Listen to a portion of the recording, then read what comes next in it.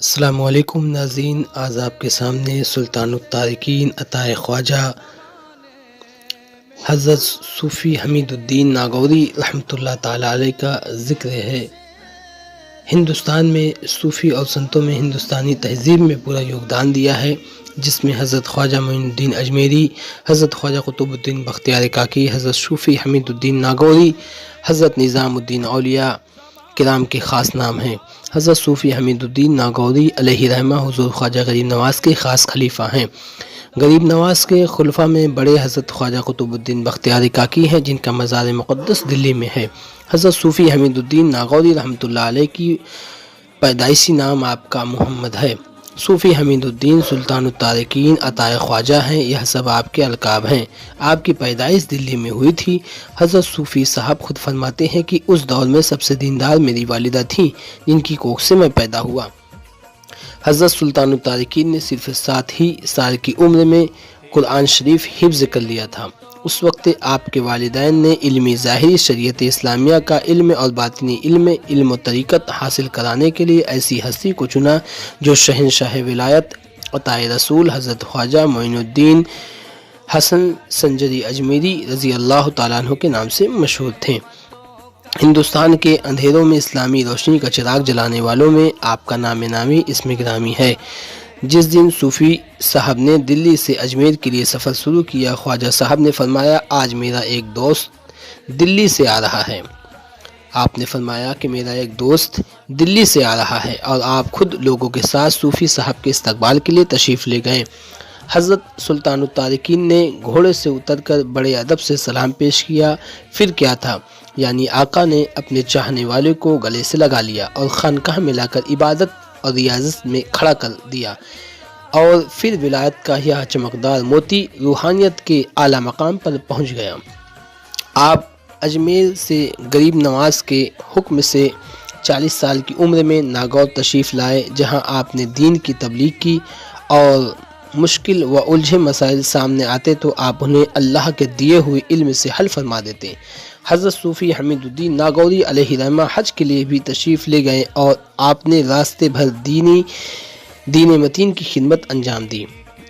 जब आपसे काजी कमालुद्दीन मिले तो फरमाते हैं, इस सफ़र हज में हमारा काफ़िला फ़कीरों जैसा था। रास्ते भर सूफ़ियाए किराम का यह गिरोह इबादत और रियाज़त में मशरूफ़ रहता। हर तरफ अल्लाह की जरबे सुनाई देती।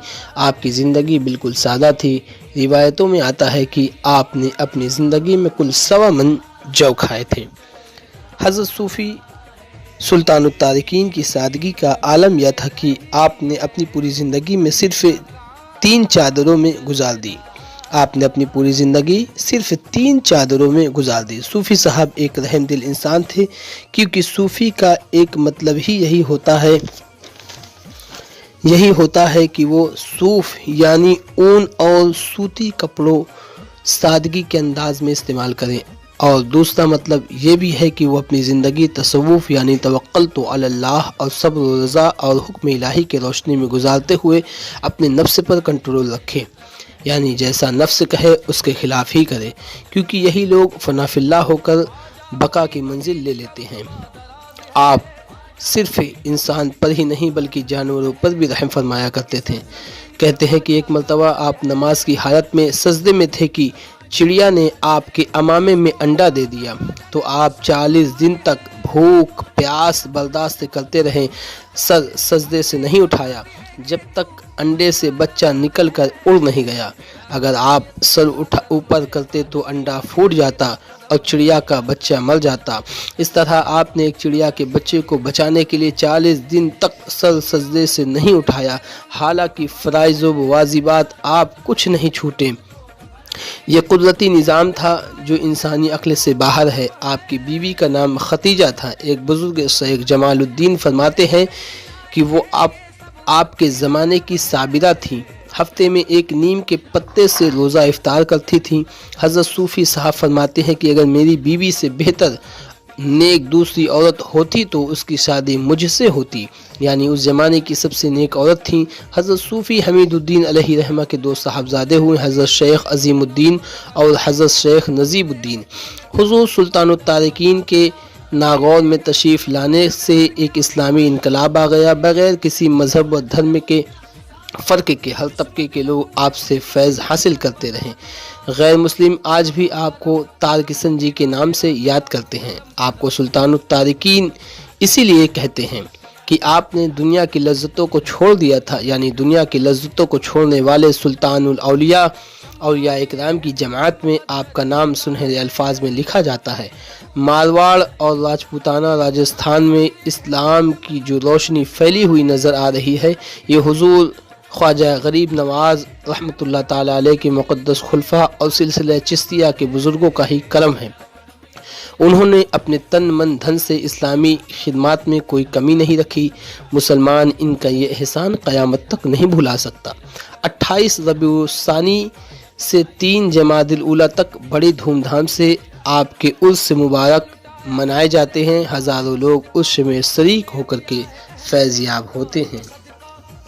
करम से ज़माने में बात है या गरीब ख्वाजा जी, ख्वाजा तेरे करम से ज़माने में बात है। बंदे को नाज है कि तू बंदा नवाज है।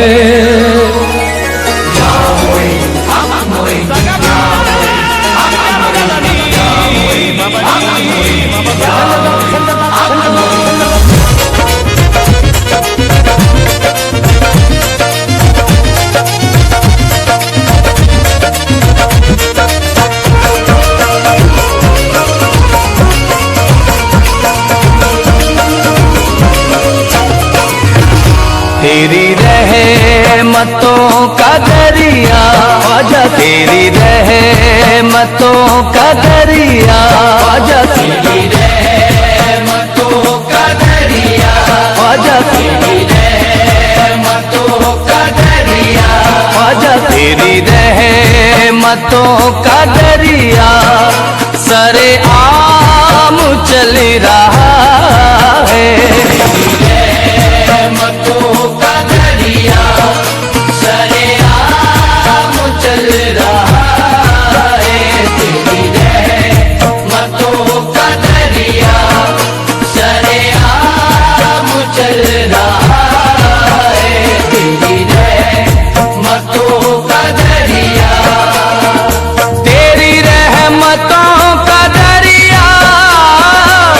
सरेआम चल रहा है। तेरी रहमतों का दरिया सरेआम चल रहा है। तेरी रहमतों का दरिया सरेआम चल रहा है। तेरी रहमतों का दरिया सरेआम चल रहा है। मुझे भीख मिल रही है ख्वाजा से, मुझे भीख मिल रही है ख्वाजा से, मुझे भीख मिल रही है। तो मेरा काम चल रहा है। मुझे भीख मिल रही है, मेरा काम चल रहा है। मुझे भीख मिल रही है, मेरा काम चल रहा